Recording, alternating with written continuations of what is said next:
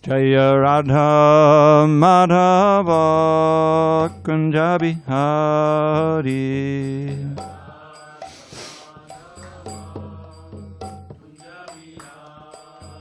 Jaya Radha Madhava Kunja Bihari.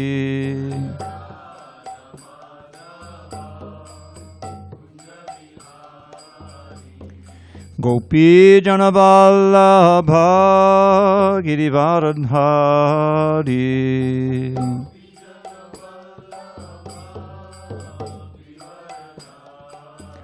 Jai Gopi Janavallabha Girivaradhari.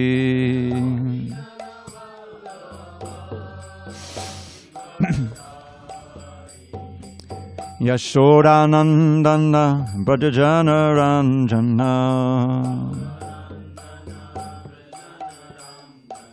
Yashodanandana Brajajana Ranjana. Yamunatira Vanachari. Yamunatira Vanachari. Jaya Radha Madhava Kunja Bihari.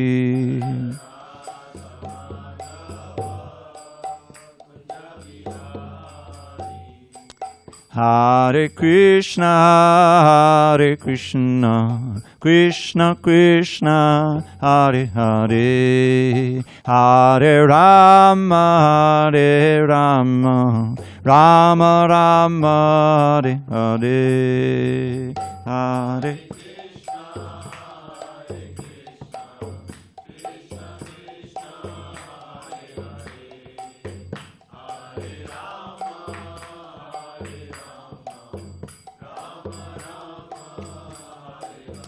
Hare Krishna, Krishna Krishna, Hare Hare, Hare Rama, Rama Rama, Hare Hare, Hare Krishna, Krishna.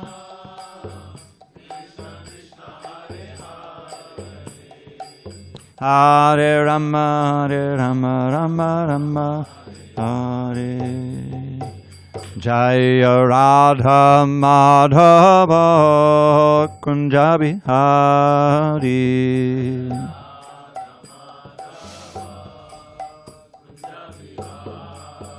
Jaya Radha Madhava Kunja Bihari.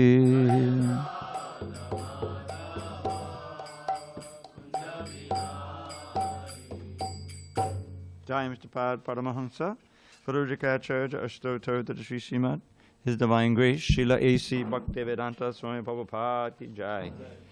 ISKCON BBT Founder Acharya, Srila Prabhupada ki Jai. Jai Vishnu Pad Paramahansa, Sarojikacharya Ashtotar to the Sri Srimad, His Divine Grace, Srila Bhakti Siddhanta Saraswati Thakur ki Jai. Ananta Koti Vaishnava ki Jai. Namacharya Srila Haridas Thakur ki Jai. Srimad Bhagavad Gita ki Jai. Samaveda Bhaktivinoda ki Jai. All glories to the assembled devotees. All glories to the assembled devotees. All glories to the assembled devotees. All glories to Shri Guru and Gauranga. No, all right, it's around some. Tapas Prabhu? What's the verse? 2:13. Okay, got it. All right, hold on a second. Om Namo Bhagavate Vasudevaya. Om Namo Bhagavate Vasudevaya. Om Namo Bhagavate Vasudevaya.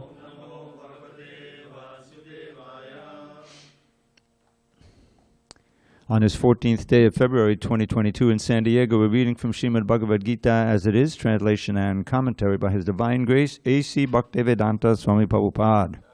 We are in chapter 2, entitled The Contents of the Gita Summarized. Text 13 on page 78. Dehino asmin yata dehe kaumaram yovanam jara tatha dehantara praptir dhiras tatra namuhyati dehinosmin yatha dehe kaumarang yauvanang jara tatha dehantara praptir dhiras tatra namuhyati dehinosmin yatha dehe kaumaram yauvanam jara tatha dehantara praptir dhiras tatra namuhyati dehinosmin yatha dehe kaumaram yauvanam jara tatha dehantara praptir dhiras tatra namuhyati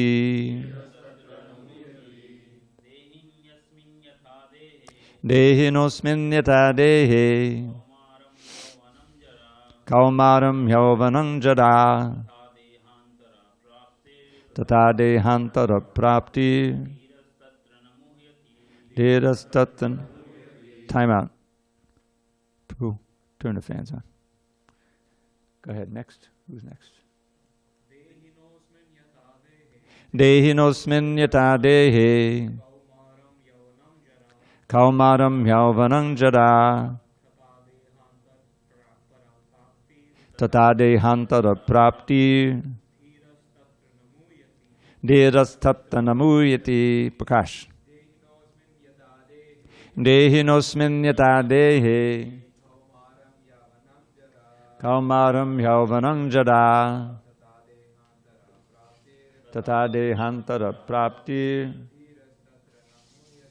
dhiras tatra namuyati.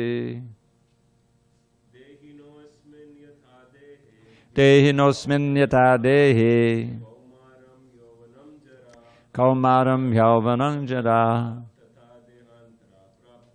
tatha dehantara praptir dhiras tatra namuyati. Dehinosmin yatha dehe kaumaram yauvanam jara tatha dehantara dhiras tatra namuyati. Prabhu, you want to try? Okay, you don't have to. Ladies, go ahead. Dehinosmin yata dehe kaumaram yauvanam jara tatha dehantara praptir dhiras tatra namuyati. Zoom? Zoomland? Mother Jessica, go first, please. Oh, thank you very much, Prabhu. Dehinosmin yata dehe Dehinosmin yata dehe kaumaram yauvanam jara kaumaram yauvanam jara tatha dehantara praptir dhiras tatra namuhyati. dhiras tatra namuyati. Dehinosmin yata dehe Dehinosmin yata dehe kaumaram yauvanam jara kaumaram yauvanam jara tatha dehantara praptir dhiras tatra namuhyati. dhiras tatra namuyati. Dehina of the embodied asmin in this yata as dehe in the body, kaumaram boyhood, yauvanam youth, jara old age. Tata similarly deha antara of transference of the body, praptihi achievement, dhiraha the sober, tatra thereupon, na never, muyati, is diluted. Translation.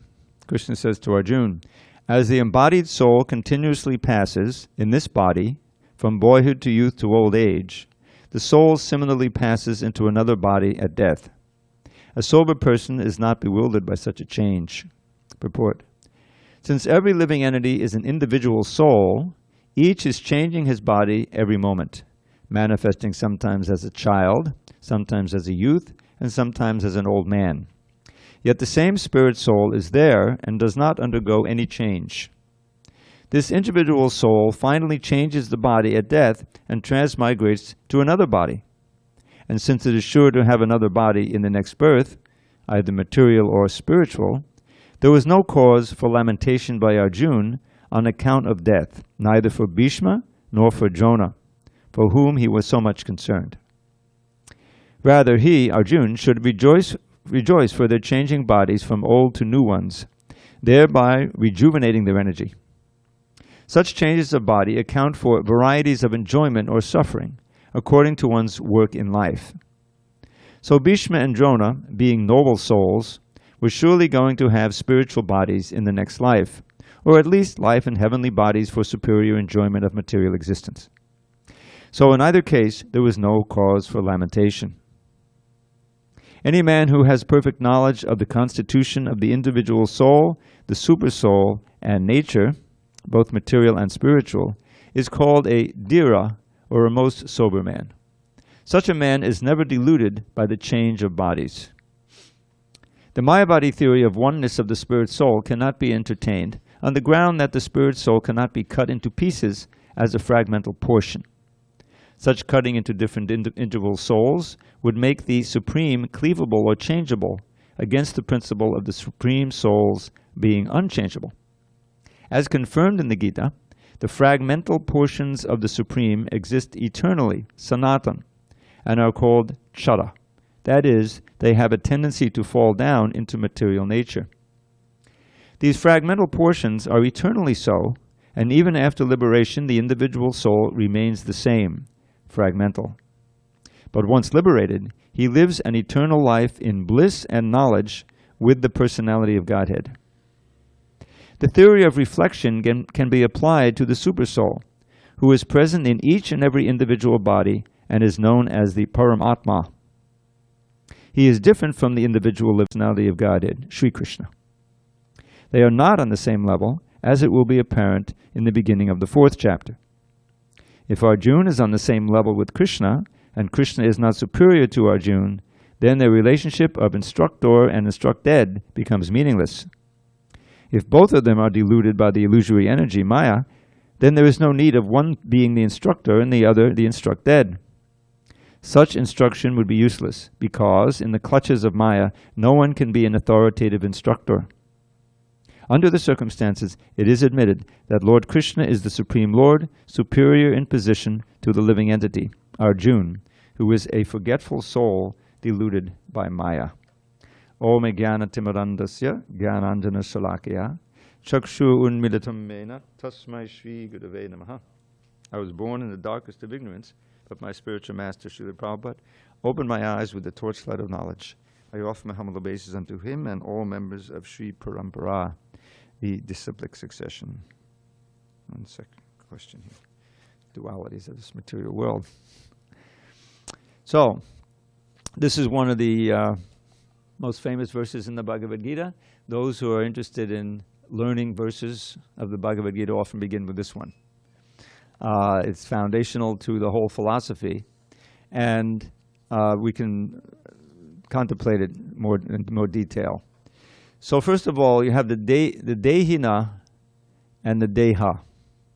Dehina means, it's easy to remember, the soul in the body, Dehina. And the soul in the body is going through Komanam, could also mean childhood in general, obviously. They go through different stages. Everyone can experience that. What's great about this verse is that we can all realize how it pertains to us. Each of us has been through so many stages in this very body. The body has changed. We ourselves, as conscious beings, have remained the same. We're the knowers of the body. In the chapter 13, the soul is referred to as the Chaitra Gya, one of the two Kshetragya's. Krishna is also Kshetragya, which means the knower of the field. His body is like a field of activity. We have, how is it a field? We have our knowledge acquiring senses called Gyanendriya, the eyes, the tongue for taste, the ears for hearing, obviously, touch, and, forgot one. What is it? Smell. Yes, thank you. The nose for tasting. So we're interacting with the world this way. And we also have active senses.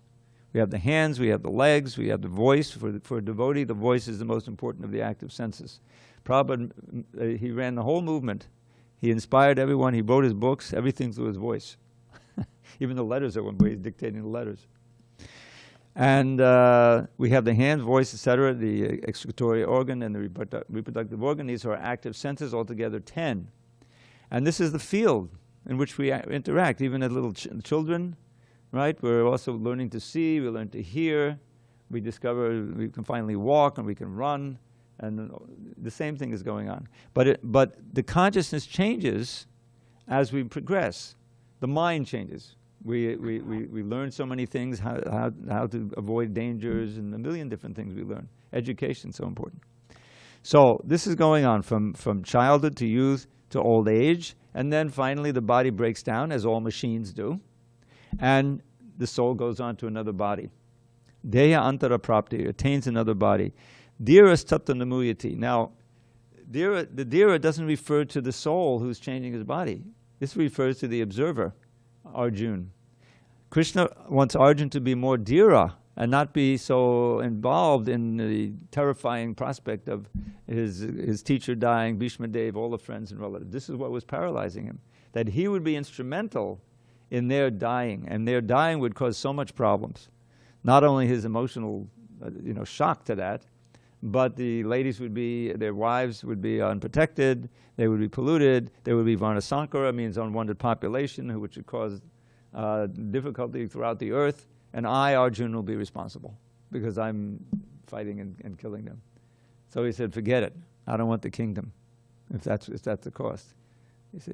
So this is all of his calculation was on the basis of the bodily relationships.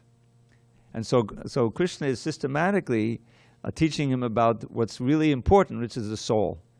The body is important because it can be a vehicle for the soul to transcend. It's like the very thing which causes the disease, the material body, gross and subtle.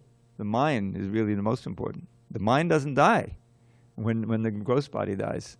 The intelligence doesn't die. The ego doesn't die. That subtle body, which we're forming by our activities and our thoughts and our interactions every day, that's the template. That's what will determine what body we get. This is a basic principle. Young babi smarang bhavam jajat yante kalevadam tam tamevaiti konteya sadatad bhava bhavitaha.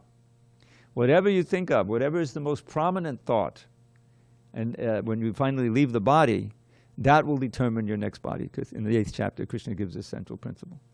And the verse before it, he says, okay, antakale chamam eva smaran muktva kalevaram. If you can remember me when you finally leave the body, yak priyati madbhavam yasinat jata sanksha, you will come to me, you will attain my nature.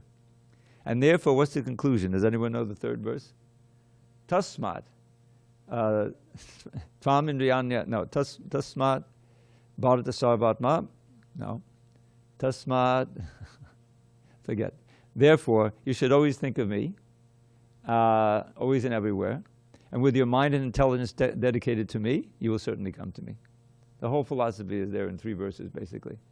If you understand the principle, then you should mold your life in such a way that even if you die in the next minute, you'll be successful.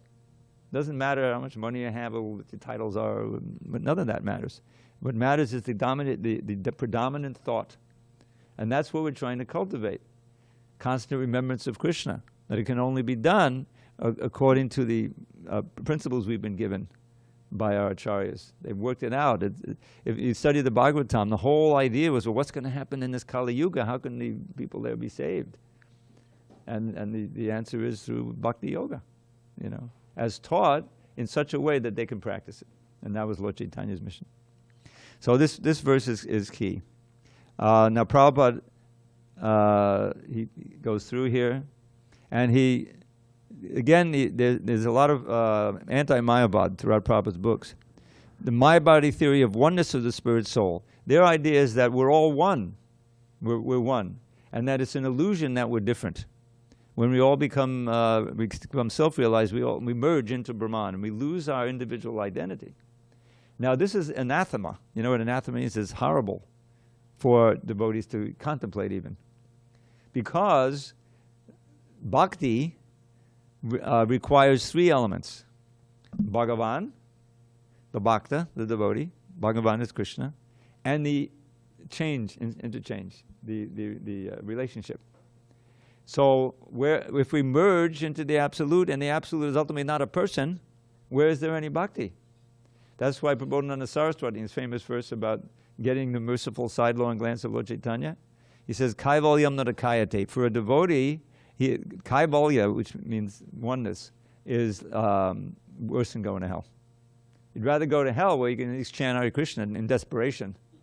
You know, we're in hell now. I mean, there's hellish places here. Much better than lose your individuality and lose any opportunity for service. That's it. So notice that if you know the Goswamashtaka, that famous 8 verses written by Srinivasacharya about the Goswamis, he says, God, I'm forgetting the verse. The second verse talks about that, how he by pouring down songs about Krishna, and by giving ways in which the living entities can achieve ananda and bliss in relation to Krishna, this saves us from Kaivalya, from the all-devouring mouth of Mayavad. Because it's tempting. Why is it tempting? Because it promises the end of all suffering. Same thing with Buddhism. The whole thing is based really on fear. It's a negative thing. It's not based on love. How can there be any love when you ultimately don't even exist? When there's nobody out there, there's no supreme person, you see.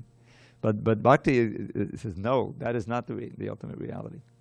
The ultimate, we have personality, so how can that which is the cause of all causes, including us, not have personality?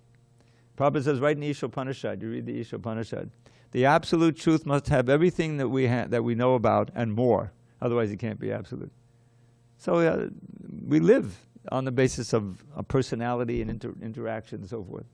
It may be in a contaminated state or perverted state and causes pain, but it's still personal relationships. So we don't want to throw out that idea of personal relationships. We want to purify it, sublimate it, so that it's fulfilling and it's actually wholesome. And that's what you see in Krishna Lila. You know, they're playing all day. Krishna's playing. How would you like to have a job where you really played all day? You know, that's the ideal, right? That's what Krishna has. So he's playing all day with the cowherd boys and playing all night with the cowherd girls, and you know, all these different rasas and things, and it just goes on like that. That's real life, and it's ever fresh. It's nothing. Oh, that's boring. Don't you have anything else? What else? No, there's much else within the whole context of loving Krishna. So that's begins with this understanding, moving toward that direction. We ourselves, and it's so intuitive. Yeah, I remember when I was, 5, 6, 7, 8, 9, 10. I go through, of course you don't remember everything because we're minute, but we can remember things, and we still have the same name, so we're the same person, but our consciousness has changed, our mind has changed. So it's developed. So, but this verse is it's like a light bulb going off. Oftentimes probably would preach on this verse because then everyone can admit, yeah, I can remember when I was 6, 7, 8. Yeah, okay.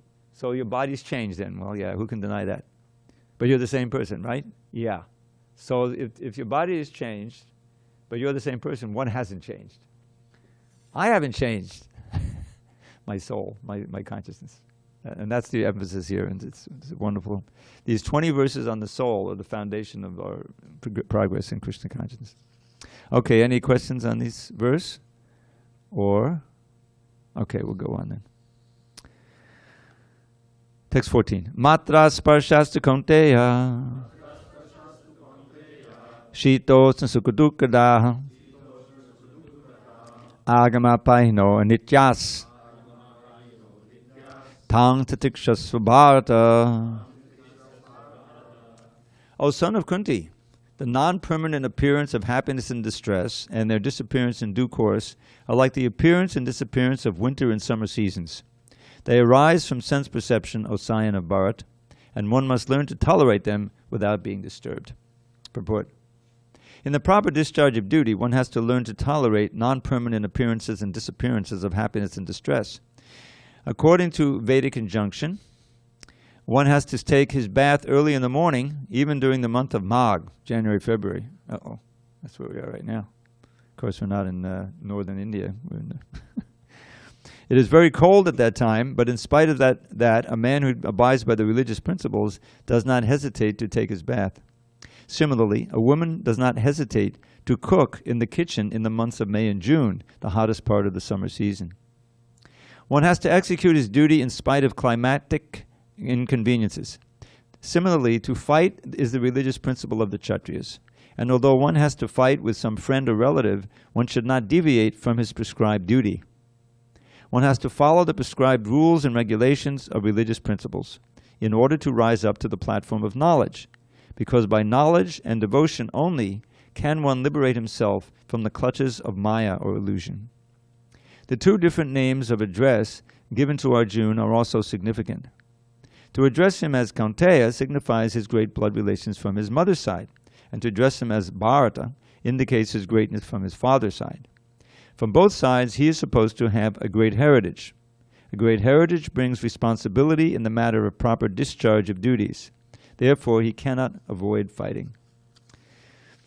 Now, why does Krishna give this verse about tolerance now? Because even if one is Dhira, there's no denying the fact that if someone dear to you, or dear relative, a child, one of your children, dies, there's going to be tremendous emotional pain there. So that's why he says one has to tolerate that and continue with his duties. You can't let the changing vicissitudes, the waves and whirlpools of the material energy prevent you from doing your Krishna conscious duty, because that's what is your prime reason for living. Otherwise, you're simply in the ocean of birth and death, and you don't know what's going to happen. So accepting duty, why do we talk about duty? Duty is something given by a higher force, a higher power. Now, preferably, it's something that you accept willingly as a responsibility that's due to me, and therefore, even though I might want to give it up or I might want to do something else, I don't. I undergo austerities in order to. Classic is a man gets married and he has to get a job and he has to go to work in order to support the family and children. He can't just get in the car at 5, 6, 7 in the morning and go to work, and instead of going to work just keep driving and go up. That's totally irresponsible. And you're condemned in society for that, in just a mundane society. So the idea of duty is present in any kind of civilization. Otherwise, it becomes everyone against everyone. It's not really civilization.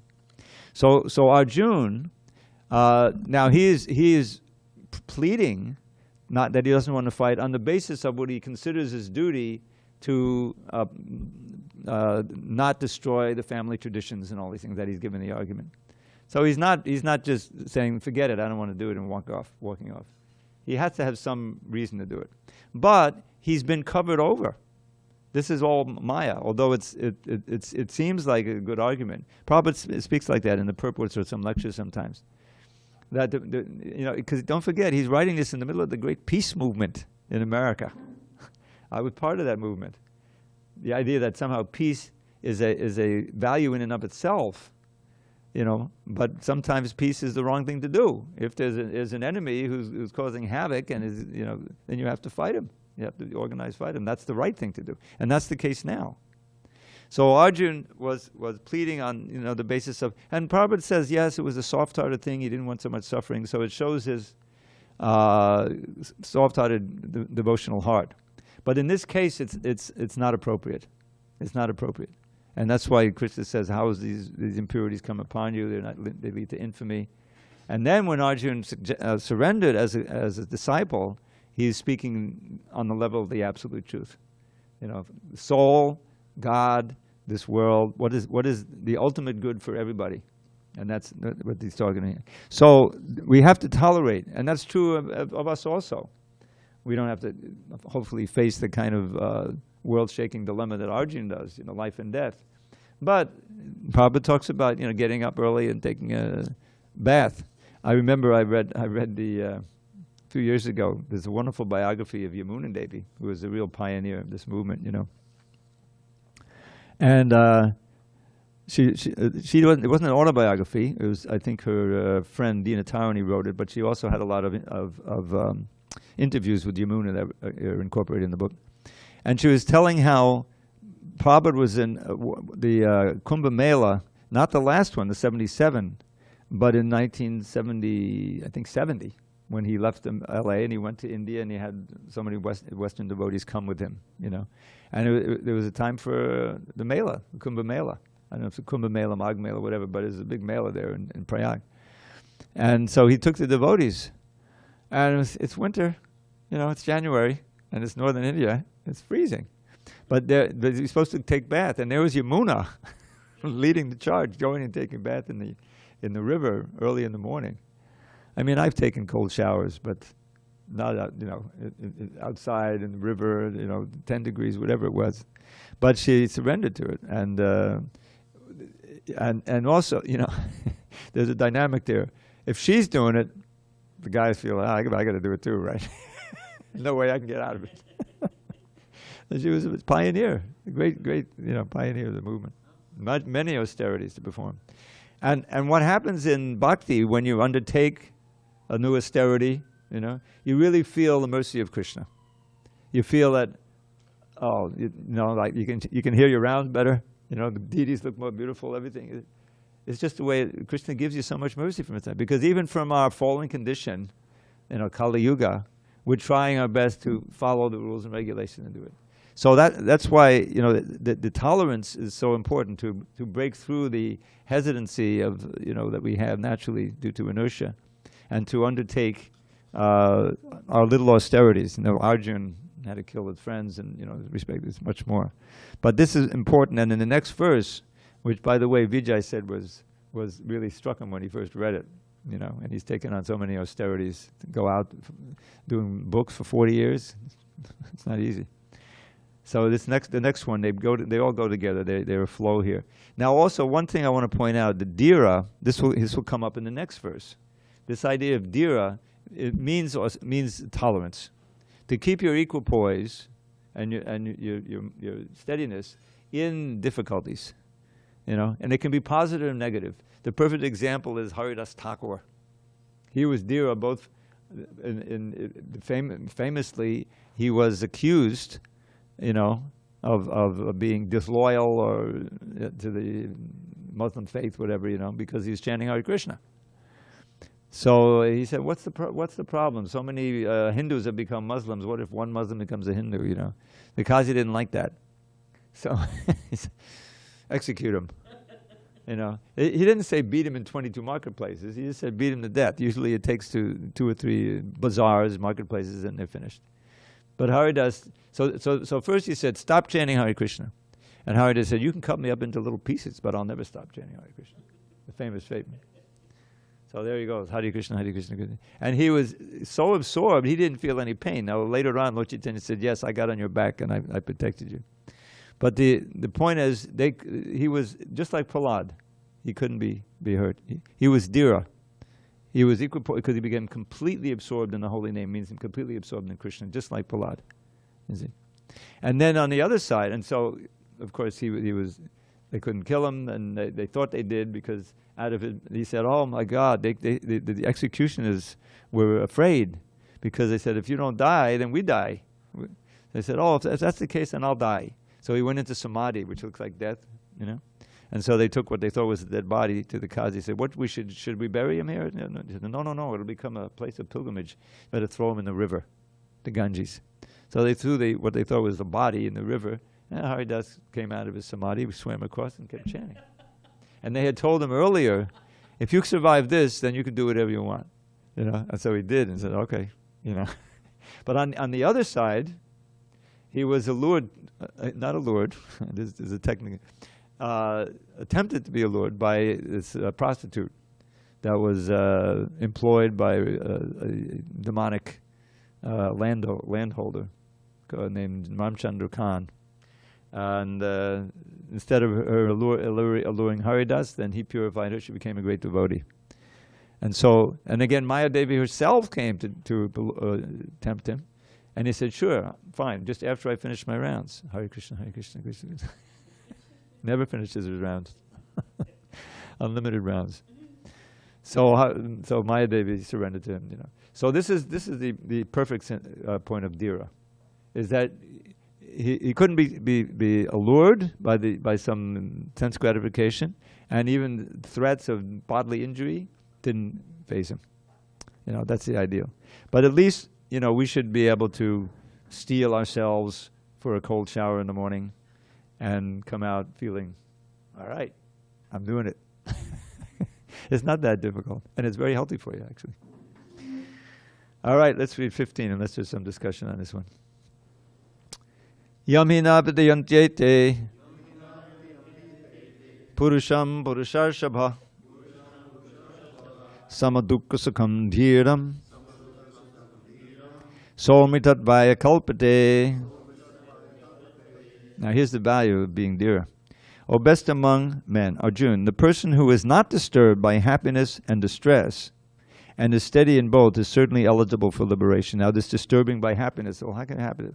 That's what I'm explaining. The allurements for pleasure.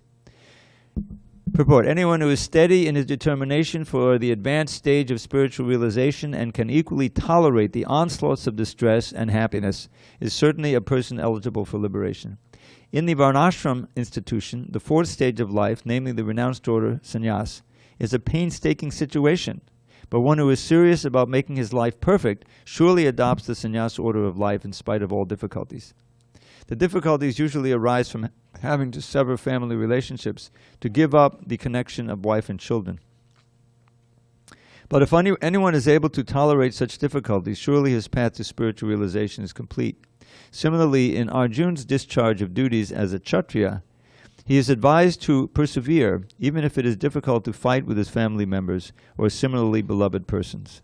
Lord Chaitanya took sannyas at the age of 24, and his dependents, young wife as well as old mother, had no one else to look after them. Yet for a higher cause, he took sannyas and was steady in the discharge of higher duties. That is the way of achieving liberation from material bondage. So here we are right at the beginning of Krishna's instructions. We're like, 4 verses in. And Prabhupada, as he does always, he brings it to the absolute, position as a sannyas and achieving perfection in Krishna consciousness. So, but these early verses, Krishna is building an argument here. First of all, you're not that body. And then so many verses about the soul being eternal. As soon as you accept the soul as eternal, forwards and backwards, not that we came into being when we were born and we have one shot to go back to, no. We never were born and we never will die. Well, then why am I so concerned about this one little lifetime? You see, if you really believe that and you understand what I do now can change my destiny eternally, well, then you become very serious about what you're doing with your senses and what you're doing with your consciousness. If you just think it's one shot, then that what is it? FOMO, fear of missing out. There's one of those. And then YOLO, you only live once. YOLO leads to FOMO, isn't it? You only live once. Well, then I have the fear of missing out. If I don't take this drug and that drug, I've seen arguments. I'm going to miss out. Oh, everyone else is experiencing all of these wonderful things. I better do it, and you ruin your life. That lifetime, So this understanding, first of all, of our eternality of the soul, and that we have an eternal connection with the Supreme Soul, Krishna, which we've forgotten. That forgetfulness is the source of all of our suffering. Emotional, mental, physical, everything. Because it keeps us coming back and back and back to other physical bodies. The source of all pain is being embodied like this. We're thinking when we're young, oh boy, I'm glad I'm young, I can really enjoy now, But you're just digging a hole for yourself for more suffering. That's why, Prabhupada, he was so happy he came to America and he found young people who were interested. You know, he couldn't find that in India because at that time it wasn't the right time. You know, Krishna brought him to America, made it, and he was successful. But it's not easy over time as the decades go by to maintain that enthusiasm and that determination to progress in devotional service. And that's why association is so important, and strict sadhana, so that we have the regular principle of hearing and chanting and studying and reflecting. We're going to start, Balaram said, we're going to have some Bhakti Shastri, which Prabhupada wanted here, you know, so to systematically learn the books and all these principles. So that helps as a foundation for your faith. Otherwise, in this world, you can easily be swept away. There's so many things going on. Okay, any questions on this text 15? Boy, everyone's so convinced. This is amazing. Afterward, we just you'll all appear in your Siddhadeha bodies and we'll all go back to God. Text 16. Nasito vidyate bhavo, na bhavo vidyate sataha, ubayorapi drishtontas, tvanayos tattvadarshibhihi. Those who are seers of the truth have concluded that of the non-existent, the material body, there is no endurance, and of the eternal, the soul, there is no change. This they have concluded by studying the nature of both. Purport. There is no endurance of the changing body. That the body is changing every moment by the actions and reactions of the different cells is admitted by modern medical science, and thus growth and old age are taking place in the body. But the spirit soul exists permanently, remaining the same despite all changes of the body and the mind. That is the difference between matter and spirit. By nature, the body is ever changing, and the soul is eternal. The conclusion is established by all classes of seers of the truth, both impersonalist and personalist. In the Vishnu Purana 2.12.38, it is stated that Vishnu and his abodes all have self-illuminated spiritual existence. Jyotingsi Vishnu Bhavunani Vishnu. The words existent and non-existent refer only to spirit and matter. That is the version of all seers of the truth. This is the beginning of the instruction by the Lord to the living entities who are bewildered by the influence of ignorance. Removal of ignorance involves the re-establishment of the eternal relationship between the worshipper and the worshipable, and the consequent understanding of the difference between the part and parcel living entities and the Supreme Personality of Godhead. One can understand the nature of the Supreme by thorough study of oneself, the difference between oneself and the Supreme being understood as the relationship between the part and the whole. In the Vedanta Sutras, as well as in the Srimad Bhagavatam, the Supreme has been accepted as the origin of all emanations. Such emanations are experienced by superior and inferior natural sequences. The living entities belong to the superior nature, as it will be revealed in the 7th chapter. Although there is no difference between the energy and the energetic is accepted as the supreme, and the energy or nature is accepted as the subordinate. The living entities, therefore, are always subordinate to the Supreme Lord, as in the case of the master and the servant, or the teacher and the taught. Such clear knowledge is impossible to understand under the spell of ignorance, and to drive away such ignorance, the Lord teaches the Bhagavad Gita for the enlightenment of all living entities for all time. So this idea of the sat and the asat is very foundational. Na asata vidyate bhavo, for the asata, for the this is the non-existent. Now, it's important to realize what that means. This body is definitely a sat. Means it's not eternal. It's changing at every moment. It came into being at a certain time, will go out of being, never to be again. That's a sat. Sat is that which never changes. That's Krishna, the spiritual world, the spiritual energy, all of his expansions like that. They're eternally existent. And what is it that is eternally existent? Spirit, consciousness, not matter. Matter is constantly changing, and at one point it actually goes out is unmanifest. The Mahatattva, the whole universe, is merged back into the body of Mahavishnu, and everything is just static. We're still alive, but we're in a long period of suspended animation. We're not even dreaming. We're in dreamless sleep. But we still have those karmic residues So when we come out again, it's time for so we can start fulfilling our karma again. We get bodies. This is Brahma's big headache, or should I say headaches. How to manifest all these living entities so that they can then take up. And when you read the creation, you see, it's not such smooth sailing, right? He creates the Kumaras. Get to work, boys. You know, we have to populate the universe. They don't want to have any part of it. They keep themselves 6 years old. No question of getting married. Brahma becomes angry. From between his eyes, his eyebrows come Shiva, Rudra, angry. Then he manifests, and then some demons come and they attack him. It's because he's dealing with the material world.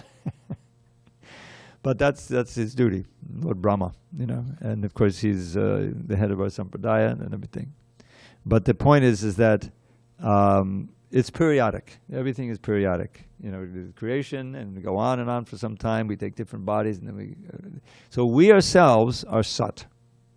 We never change. That will become clear in subsequent verses. That we're not changing. But what is changing is our conception of ourselves when we're in the material energy. When we're not connected to Krishna, we've forgotten that relationship. Then we establish a relationship with this kind of a dream world of the material energy, which is constantly changing.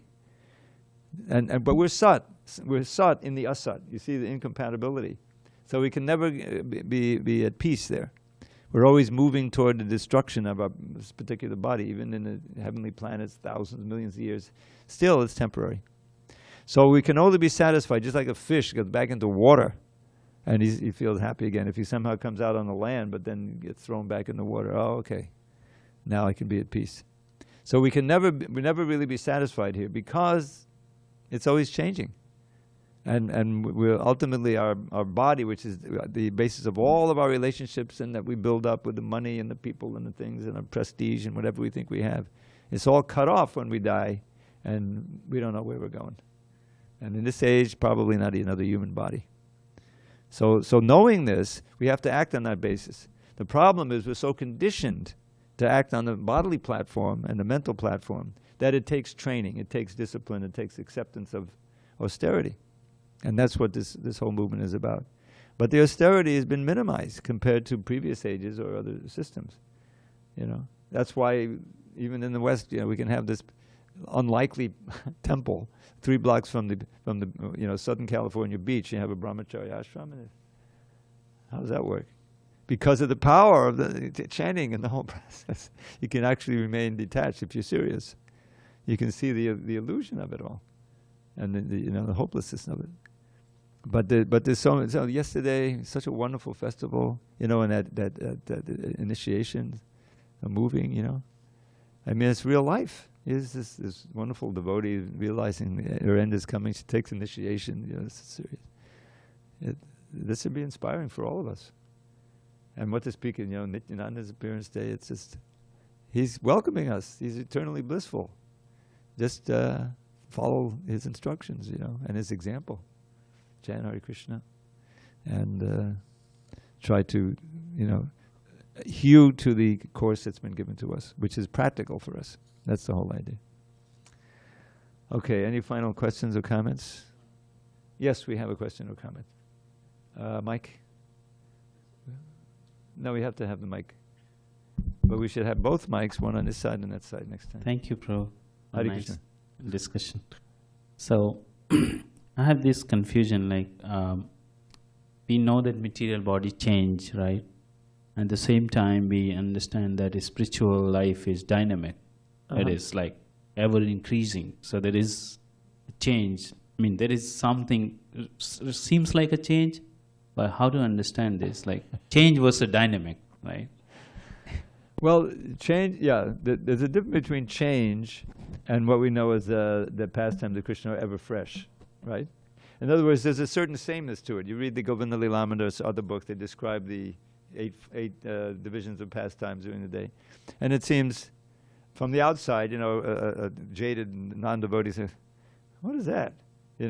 For that forever, we're going to be the cows are going to be milked, and you go out, isn't it, what else do you got to show me, But the point is, within that context, there are infinite varieties of loving exchange that are taking place. The whole thing is it's a format, it's a stage where all these different rasas can be exchanged. The 5 main rasas and also the subordinate rasas, different. And so that's where the non-changing is there. There's always Krishna as the center of love, and there's the unlimited devotees and all the different varieties of rasas, and the interchange and the music. Krishna's playing his flute. Well, it's there's a slight variation he's doing, the same raga, but you ever seen the music, So that's where the ever fresh part comes in. You don't want to say it's changing; it's still sat. But in this world, it's a perverted reflection. In other words, we're thinking we're enjoying varieties, but actually we're just we're in illusion, thinking we can enjoy separately. And the result of all that forgetfulness of Krishna is that we suffer like anything, because inevitably by the force of time, the asat, which is the body, is the perfect example of it, becomes unable to enjoy anymore, and instead that very thing that was enjoyment becomes suffering. This is one of my favorite verses. Anyone who's heard these classes, Yehi sangsparjaja boga dukkha yona evade ajandavantan kote nateshu ramate buddha, is that the very happiness, boga, that you experience with the contact of the senses with the sense objects, and that includes the mind, the center of the senses, is your cause of misery. Why? Because that whatever pleasure you get has a beginning and an end. And the wise don't take their pleasure there. They don't aspire for that. And in that purport, Prabhupada, he quotes a verse about the holy name of the Absolute being Rama. Ramante yogino, yogino here means the bhakti yogis. Ramante yogino anante satyananda chidatmani iti rama padenasu param brahma vidiyate. The bhakti yogis enjoy endless happiness, and therefore one of the names of the Absolute Truth is Rama. Rama, that very name that we chant so much, in Hare Krishna mantra. That is a name for Krishna. Also, it can be a name for Balaram or Ramchandra. But many of our acharyas say this is also Krishna as this unlimited reservoir of bliss, of enjoyment, which is Nityananda, which we can also partake in. So that comes in different varieties, because variety is a source of pleasure. But within that variety, there's a unchanging quality. It's always the living entity serving the Lord, participating in giving him pleasure by enjoying dancing with him. It's all very wholesome. Whereas on the material plane, there's the illusion of that, and it all just eventually collapses. There's all this competition, war, suffering, hunger, the body, and it just it's asat. It's the world of dukkha. So we have to keep our eyes on the prize. Don't be deviated. Yes, there's some struggling in bhakti yoga. There's some problems, but we should welcome those. There's this wonderful little meditation of them. Maybe I'll bring it tomorrow in Dandavat Satkams. Is by one of the ghosts. I forget one of our sannyasis. But how I prayed to the Lord for enjoyment or for pleasure or something, and He gave me all kinds of challenges. I prayed for wisdom, and He gave me all kind of puzzles to figure out. In other words, all these challenges which strengthen us and purify us in bhakti yoga, and as well, there's also periods when it's pure bliss, chanting. You kind of cash in, the results of your austerities when you're in the middle of a kirtan or some festivals and things like that. You can really appreciate more. You come before the deities, and the deities smile. I like to tell this one story, then we'll end here. Is that this devotee Dharma Das in Miami? He was He was one of the cooks for the sweets, the morning sweets for the deities. He would make the sandesh or something. But one day, both of the other cookers weren't there. He had to make all the sweets. So the night before, he worked the whole night, and then he just finished in time to make the offering for the 4:30, whatever. They make it at 4 o'clock, I guess, whatever. So he went on the altar. He was tired, and he's making the offering, looking at the deities, and he looks at the deities. Oh my God! It's like Krishna was smiling ear to ear at him. In other words, he'd never seen the Lord look so happy with him. Now you may say, well, he was hallucinating or something. But actually, that Krishna does that. You appreciate him more when you go beyond the call of duty, so to speak, you know. And that's what bhakti is, and that's why Prabhupada was so, you know, wonderful. He risked everything to complete the mission of his spiritual master. And we better join, or we're going to get in trouble. All glories to Srila Prabhupada. Hari Hari Bol.